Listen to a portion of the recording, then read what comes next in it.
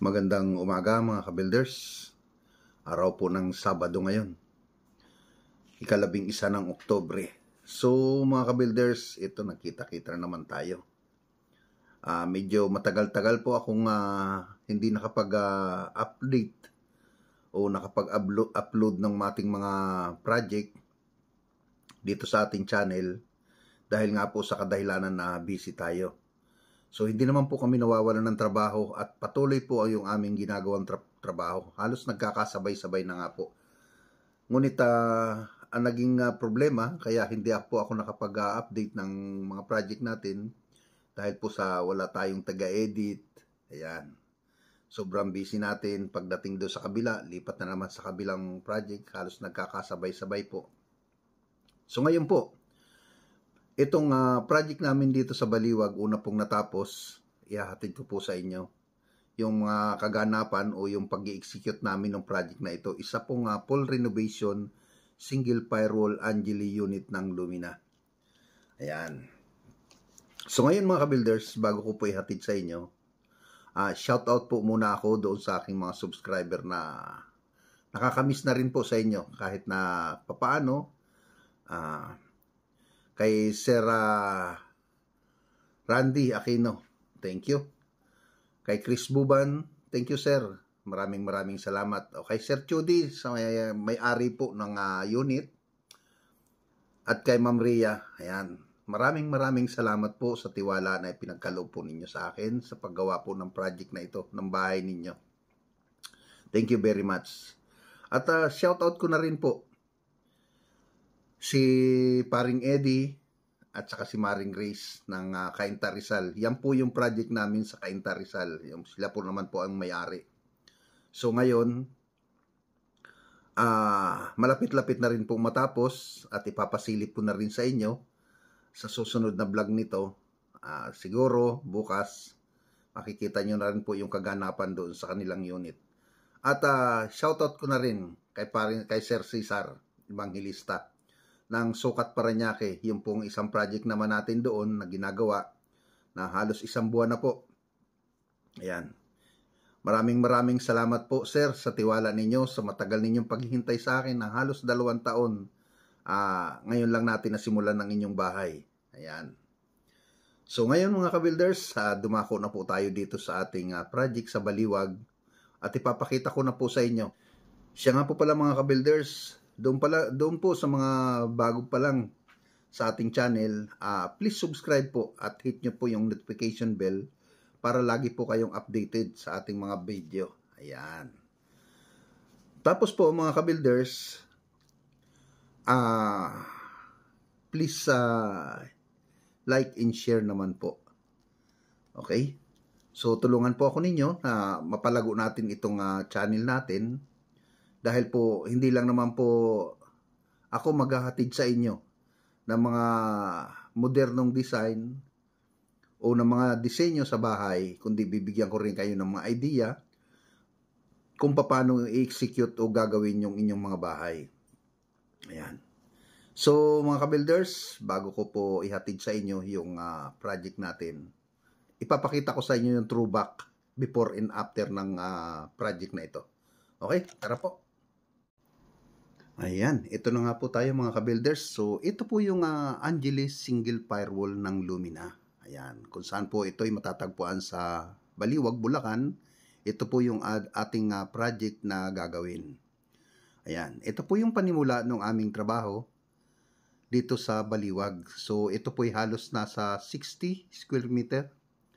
Ayan, yung front po niya is 4 meters at ito pong existing lot na to o yung extended lot na ito ay halos nasa 2.5.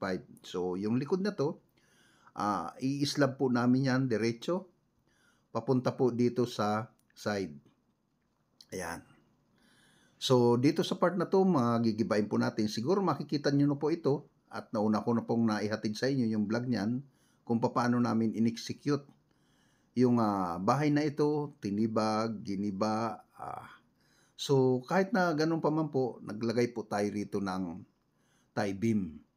Dahil nga po ito ay agricultural land, so medyo malambot yung lupa. Kaya ang ginawa namin, naglagay kami ng tie beam. So ito, alam niyo naman po ang itsura nito. Turnover house ni Lumina. So alam niyo na po na bear type po yan. Ganito po yung itsura ng bear type na turnover ni Lumina. Walang pintura. Ayan. Halos talagang pader lang. Walang kesame sa taas. So as in talagang 0-0. So ngayon ito ang gagawin namin sa lahat ng bagay rito, sa lahat ng sulok nito. Dito sa taas halos masisibak po lahat yung wall na yan, yung part na yan. Dahil gawa nga po ng yung extension namin doon sa side, doon sa karagdagang lote sa labas na 2.5 ay gagawing kwarto. Yun. At saka isang terrace. Ayan mga ka-builders. So talagang ito mawawala, wash out po lahat yung pader na yan. So mga ka-builders, alam nyo naman na ito sa ganitong turnover ni Lumina, bear type po ang dating. So ang gastos po talaga dito kung tutuusin ay malaki. Wala po tayong magagawa rito ang ibig ko pong sabihin, sa pagpapagawa po ng bahay, alam nyo na po ang mangyayari kung gaano ang uubusin, lalo pat ganito po yung ito turnover sa inyo ng developer. Ayan. So mga ka-builders, etong wall na to, dito sa likod maglalagay kami ng CR sa taas. Ayan.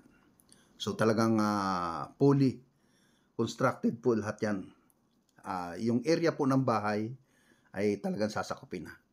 Okay mga ka-builders, eto na nga po. Ito yung after po. Ngayon pong araw ng Biyernes po yan.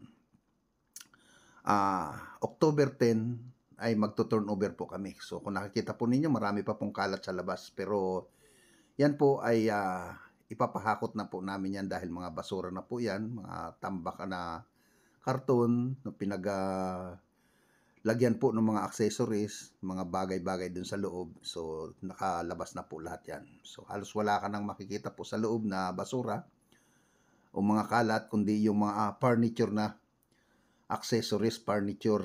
Dahil nga po sa dinala na po ng may-ari yung kanilang mga gamit. Ayan. So, ito na nga po, papasukin natin. Ayan, mga ka-builders. So, pagpasok pa lang po ninyo, makikita po ninyo yung aesthetic design at saka yung UV board na nakadikit po doon sa dingding. Tapos ito yung kanilang yung kanyang TV console. So maliit lang dahil nga po sa ilalim lang po ng hagdan nilagay. So halos ang sukat lang po yan ay nasa 7 feet. At yung tinutumbok po ng pintuan niya ng pagpasok po ninyo, nakakita niyo po, napakaganda po ng disenyo ang ginawa namin. Ayan. So dito, itong TV console, ang ilaw dito sa ilalim. Ayan. So may backlight po talaga. Ayan. Para nang sa ganun po, makita nyo kung dim light na yung ilaw nyo. So magre-reflect lang po yung liwanag doon sa likod ng TV. So pangkaraniwan lang po, marami nang gumawa niyan. Dahil nga po sa pangkaraniwang ginagawa naman natin lagi, so yun ang naisip natin disenyo para maging magandang tingnan. So dito naman po sa dining area. Ayan. So garahin po muna ito, no? Dito po sa dining area, naglagay po sila ng French type na salamin. Ayan, ito po yung mahabang lababo nila. At may mga cabinet na taas at baba. Ayan. So, medyo mahina ang tubig dito kaya naglagay kami ng tangke. Yung pressure water. Ayan. So, maganda na. Para na sa ganun, maganda yung daloy ng tubig nila. Ayan, makikita nyo mga ka-builders yung living area niya. Ayun, silipin nyo kung papaano niya talagang napakaaliwalas tingnan sa mata. Yayamanin. Ayan. So, ito na nga po, ulitin ko po sa inyo. Yan pong harapan na yan, yan po yung pinaka-disenyo. Yung pagbungad na po, pagbungad niyo po, yan. Yung UV board na yon na nakikita niyo po na yan. Yan po ang dadalaga talaga ng access dun sa paningin.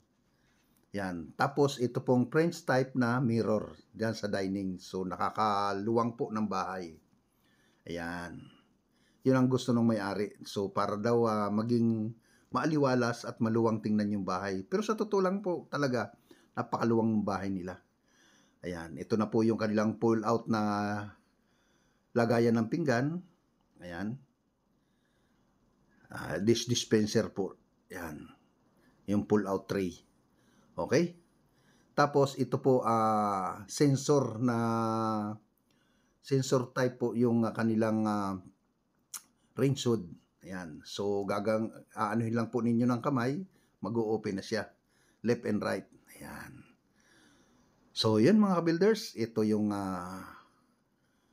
kanilang stock room. Ayan, sikreto po siya.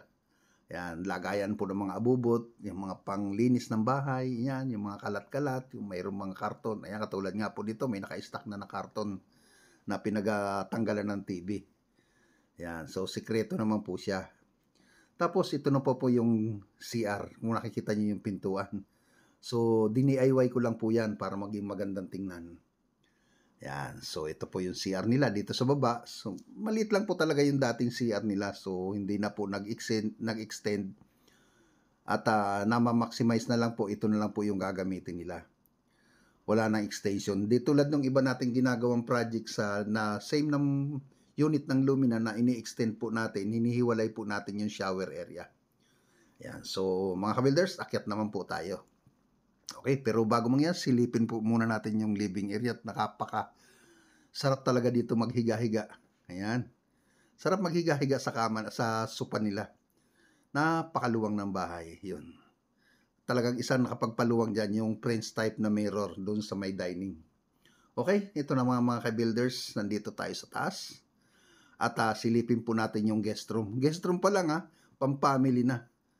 So, ayan, dito po na tayo sa kanilang drop light. Ayan. Hanging light pala. Okay. So, ito yung guest room. Complete accessories na. May aircon. Ayan. Tapos, ito may mirror silang maliit na ang mirror na yan talagang makita mong maganda ka pagka sumilip ka riyan. Ayan. So mga ka-builders, ang kama nila ay queen size. So guest room pa lang yan, queen size na ang kama. Ayan. So diretso naman po tayo mga ka-builders dito sa master bedroom. So itong master bedroom ay medyo ginagawa pa namin at hindi pa nakalatag yung kama niya. Ganon din po, queen size rin po siya yung sukat niya. At ito po yung sinasabi kong kwarto na 2.5 ang lapad niya at ang haba niya is nasa halos sa 5 meters. Yan, 4.5. At ito naman po yung kanilang walk-in closet. Sa walk-in closet, diretso po yan sa CR. Ayan. Mayroon ditong mga shoe rack. Tapos ito yung aparador nila na may hangiran. Ayan. May shelves. Tapos hangiran. Sa bandang itaas. Ayun. And then, dito naman mga ka-builders, sa kabila, ito yung shoe rack. Ayan. Yun. Tapos, ito mga ka-builders, ito kung kanilang laundry area na may ventilation sa taas. Na sa ganun po, kahit paano, yung nakasampay nila na damit ay mainitan. Tapos, ito po yung maluwang na CR dito sa taas. So, mga ka-builders, wala pong masyadong nakalagay na design dyan dahil may plano po yung may-ari na pag may budget na, maglalagay sila ng i-install lang po nila yan ng isang shower room. Ayan. So, eto mga ka-builders. Ayan at okay na. So, labas naman ulit tayo mga ka-builders para ipakita ko po sa inyo yung terrace. Ayan. So, dito muna tayo sa TV console nila kung nakikita po ninyo bakit naka-fold po yan papunta rito. Dahil ang gusto ng may-ari, kapag natutulog na, lalabas po nila yung TV console nila. Yan, hindi po nila ipinix yan dyan sa gitna. So, kapag tapos na silang manood, ipopold po nila yan back dito sa backdrop niya. Ayan. Tapos mayroon po yan magnetic sa likod. Ayan. So, ngayon nga naman, wala nang sagabal. Kapag manunood lang sila, kakabigin po nila yun papunta sa harapan habang sila'y nakahiga. Yun. So, pang-relax lang. Pero pagka hindi na gagamitin, balik niya sa dati. Ayan, ganyan po yung purpose nung aming folding na TV panel. Ayan. So, paglabas niyo naman dito mga ka-builders, ito naman po yung terrace nila dito sa taas. So, ito po, ang naka-purpose po dito, yung pagka gusto mo mag-relax muna bago pumasok, bago magpahinga, ayos na ayos po ito. Ayan. So, ayan mga ka-builders, nagpapasalamat po ako sa inyo sa panonood po ninyo. Sana nabigyan ko na naman po kayo ng isa na namang disenyo na alam kong nasiyahan kayo. So, ito po ay pwede nyong i-apply sa inyong bahay. Kung gusto po ninyo malaman ang buong detalye nito, sa budget po nito, huwag kayong mag-alinlangan magtanong.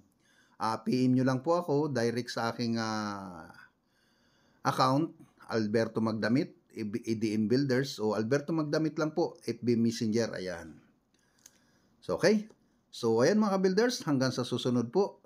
Ingat-ingat po kayo at maraming salamat po sa inyong lahat. Ayan.